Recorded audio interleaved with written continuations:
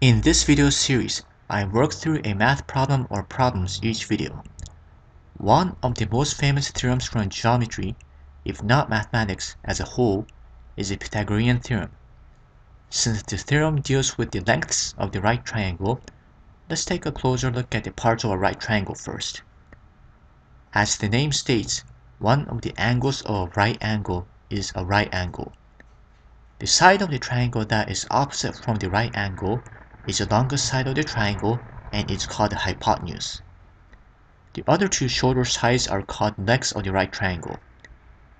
The Pythagorean theorem states that if we take the lengths of the two legs of a right triangle, square them separately, and then add them together, then the result we get is equal to the square of the length of the hypotenuse.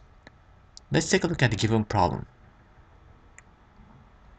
If the lengths of the two legs of the right triangle are 7 and 24, find the length of the hypotenuse of the triangle.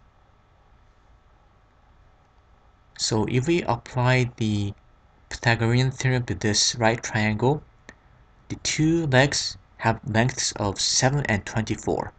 So we can go ahead and square them and add them together.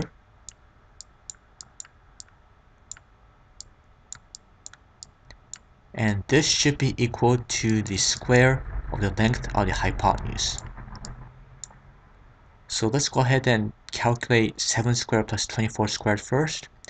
7 squared is 7 times 7 and is equal to 49. 24 squared is equal to 24 times 24 and it's equal to 576.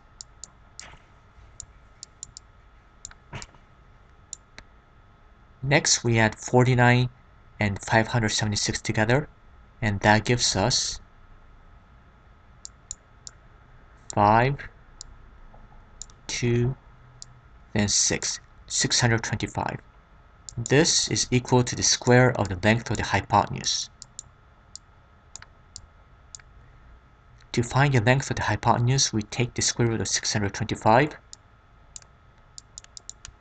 and that's equal to 25. So the length of the hypotenuse of this right triangle is 25.